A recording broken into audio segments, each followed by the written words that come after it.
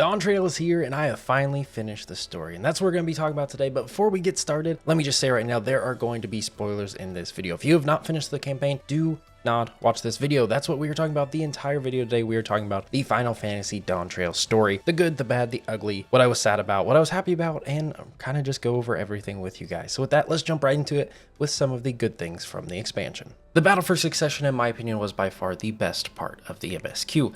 You know, it made sense. We were supposed to be on a new type of story. We were, in these crazy intergalactic battles for years upon years, and finally, we have a break. We have a vacation. We're supposed to be going to a new country, a brand new country at that is just blooming, and we're supposed to just be having a relaxing stay. So in this part of the story, we are more of a guiding figure than actually the main character, and we're helping Ook Lamont, our resident cat lady. This probably was the best part of the story, in my opinion. Like I've said before, it made sense, it was good. I was okay with being the guiding figure. I fully expected to come in this expansion and to be laid back, not as serious, not as world-bending as some of the others. And in the first half, we really are a guiding figure. We have a new person coming up trying to claim the throne of this new country, and they're inexperienced. They're very young, they don't know what they're doing, they don't even know their people or the culture of their own country.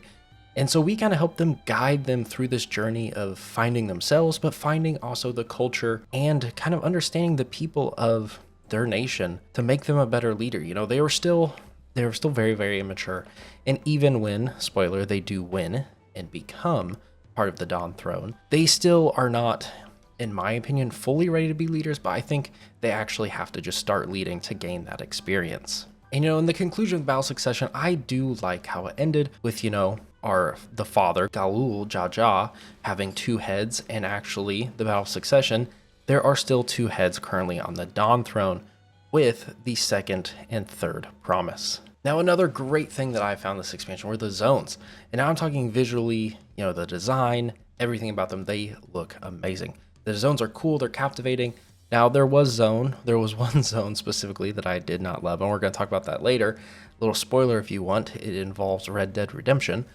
But other than that, I really, really didn't like the zones. They were very, very cool. They were interesting. I liked traveling through them, doing the individual stories of the people from those zones. It was very, very good. Now let's talk about my favorite thing in Dawntrail, and that is the music. The music in this expansion was absolutely fantastic. The background music in the city with this smooth, cool jazz, everything was fantastic. The zones, all of them have incredible music. And even our Red Dead Redemption zone, I will say I did enjoy the music from that zone, even if I didn't like the zone itself. Now let's talk about visuals and graphics. Now, of course, we had the huge graphics update this expansion, and the world looks amazing. The game looks like a newer game, and it is absolutely fantastic to see, because the graphics in Final Fantasy were starting to get pretty dated at this point. It was a much needed change that they executed flawlessly. Very, very happy with it overall, and they did an amazing job. And finally, to wrap up the good section, we're going to talk about one character in specific, and that is Galul Jaja, the father and the original Dawn Servant, the first one to start the country. This is by far my favorite character in the entire expansion. He's just absolutely amazing. He's fun to talk to. It's really cool when we fight him, and I can only imagine how strong he was in his prime. When we fight him, obviously, a little bit of a spoiler, but his brother, the second head, the head of wisdom, has since passed on. Now, they don't tell anyone this, only the one brother now knows this, and they keep it a secret, I think for good reason, until the next Dawn Servant's chosen, but I can only imagine how powerful he must have been when he was in his prime and his brother was still with us. Overall, amazing character, the voice acting was impeccable, it made sense, he didn't overstay his welcome. It was a great addition to the story. Now, Dawntrail has not been all sunshine and rainbows, and we are going to spend longer on the bad section than we did the good, sadly. So let's talk first with my biggest problem in Dawntrail, and that was the pacing. While the Battle of Succession was very, very good and interesting, the pacing made it almost fall into the bad category, because we'd be playing in the Battle of Succession, things would be building momentum, we'd be doing stuff, and then all of a sudden we'd be on a random side quest doing nothing for an hour. The pacing in this expansion was very, very poor in my opinion. It felt like we'd build up to something, and then we'd go on a little excursion for 2-3 hours of game time that would just completely kill all the excitement. By the time you got back to it, you're like, oh, okay. The pacing definitely needs to be worked on for future expansions, and I know we did have a different writer this expansion as the previous writer. Actually, she got a promotion, which is always good, but a little sad for us because the other expansions, in my opinion, were much stronger in the actual writing and pacing. Now, the next thing on the bad list is voice acting, which I wish I would have had a third column for good and bad for voice acting, because some of the voice acting was incredible. Some was not. Specifically, our main character, Wooklamot, I was not a fan of the voice acting. Some people love it, some people hate it. I was not a fan. For me, it just felt like the voice acting and Wooklamot's model and animation didn't sync up. It just felt like our main character was kind of dead behind the eyes at some points. Just their expressions, their voice, their tone, for the scenario we were in, sometimes it just didn't feel genuine. And it just kind of took away from the story, in my opinion. Now, if you liked it, that is 100% fine. This is just my personal opinion. The voice acting for Wooklamot, in my opinion, was not very good. Now, Wooklamot's character was not the only character with voice acting problems, and let's talk about that. Some of the characters in this expansion that didn't have very many lines, aka Y'shtola, it felt like their voice acting was kind of done at home. And now I know a decent bit about voice acting, recording, and animation, and just the quality of the voice acting felt like it was done at a home studio.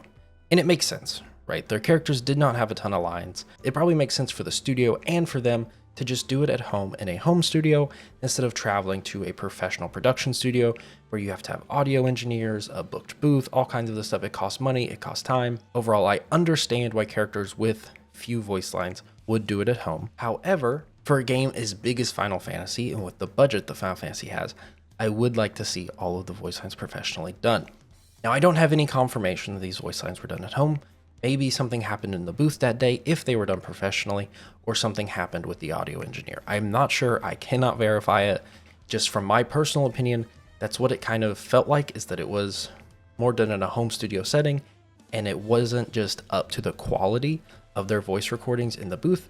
You know, I'm sure they tried to mix it and engineer to make it seem close, but overall, I do think it was lacking, and it didn't feel great, this expansion. When Y'shtola in the past has had amazing voice lines and amazing voice acting, this time it just kind of fell short from that mark. Now, one of the next big things I want to talk about, which a lot of people are talking about, is the very little combat and the very little, I guess, real gameplay. Now, this isn't a new thing. Final Fantasy has never had a ton of actual gameplay and combat in the main story. It is more of a visual novel than a story you would play through.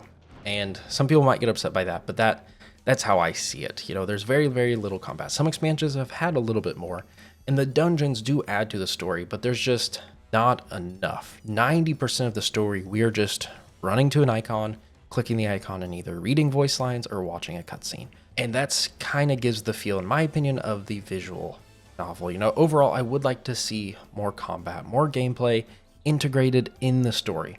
Not a chunk of dialogue and running around clicking characters and then a chunk of gameplay. I'd like to see it more integrated, more seamless. I think they could take inspiration from other games, like one game that just came out, Destiny 2. The expansion just came out, The Final Shape, and I fully played that game. I love Destiny 2. And when you're playing the expansion of Destiny 2, you are always in combat and gameplay. There are cutscenes, but they're a lot shorter, but there's live voice acting as you're going through the game, as you're going through the gameplay, as you're going through these missions and in dungeons and in raids eventually. And it just feels very seamless. Like, it truly feels like you're the main character. You're controlling your character through this. Now, I understand those are very, very different games, but maybe just take some inspiration from games like that have a little bit more combat and gameplay, and maybe try something new. Now, this kind of falls into the same genre here, of the same story mechanics, except for the new follow mechanic, which I know not very many people are a fan of.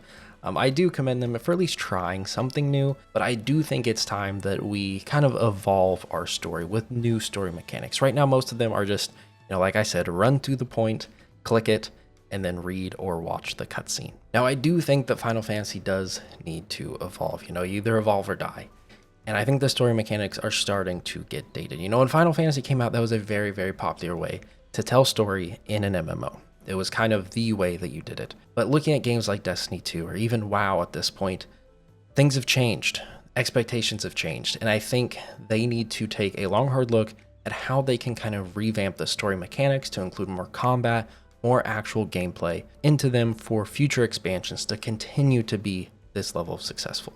If they did this, Their expansions are already some of the best in the MMO genre, and if they did this, they would elevate themselves to a whole other tier.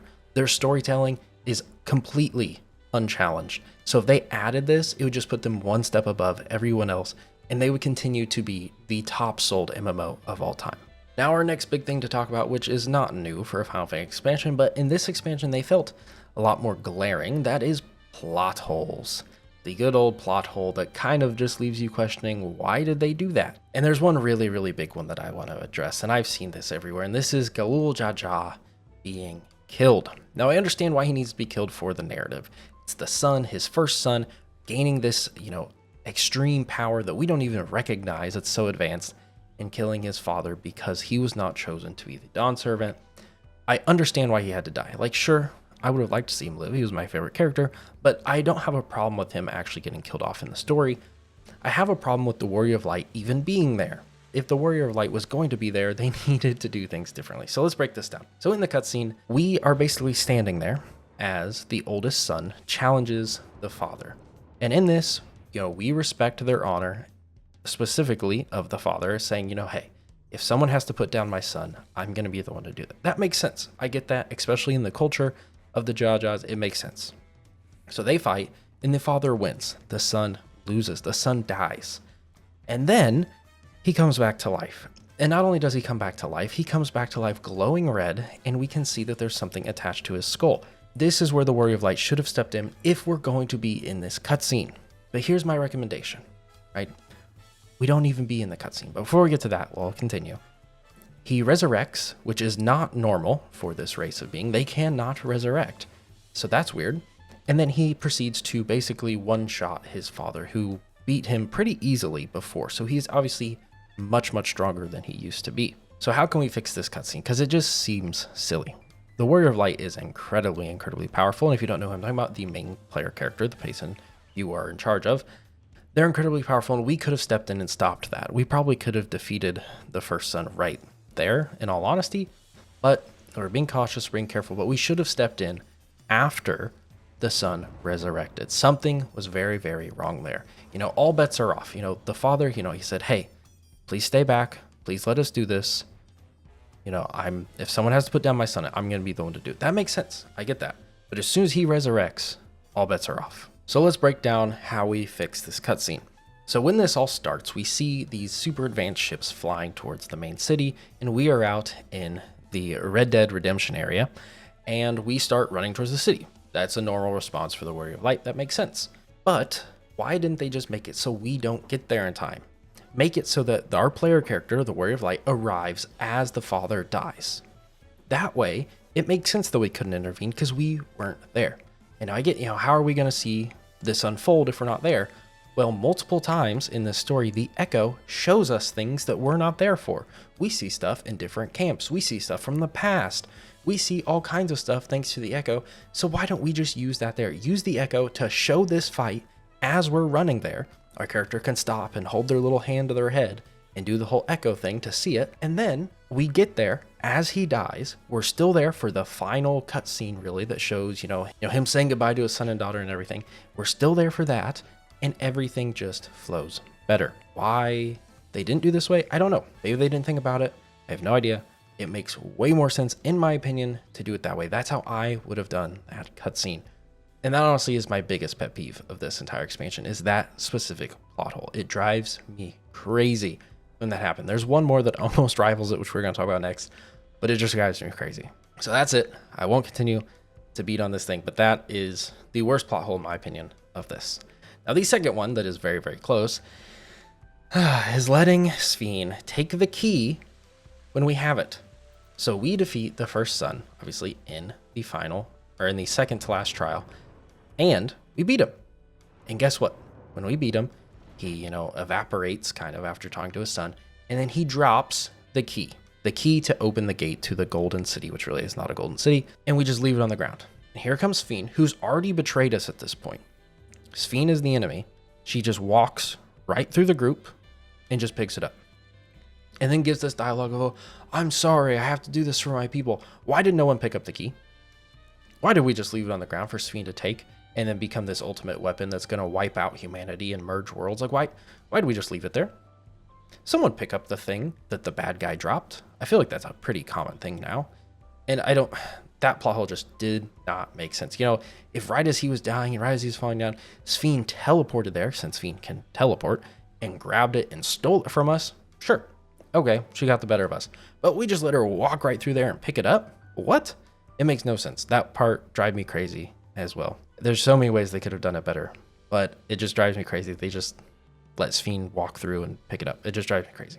But anyways, that is my second worst plot hole. Now, there were tons of other plot holes in the story, but they were all relatively small and not as significant. These are my personal pet peeves of the plot holes, and if you want a whole video dedicated to plot holes, I'm sure I could put something together for that, but those are my worst ones. Now, there's one more bad thing I want to talk about, and that is the one zone. The Western TV show zone in the middle of the story. I just wasn't a fan of it. I'm not a fan of desert zones. It's really just kind of personal to me. Didn't enjoy it. The story wasn't interesting, and it just wasn't fun for me. The music was great. I loved the little guitar riffs, but the story was not good for me. I did not enjoy it. It was not fun.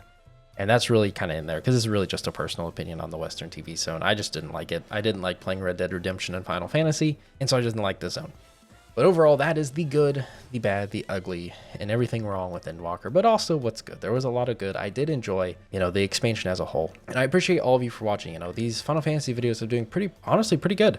And I did not expect them to take off since that's not what this channel was built on, but I appreciate all of you for watching. If you made this far in the video, please don't forget to leave a like and subscribe. And I hope to see you guys in a future video. Peace out. I'll see you then.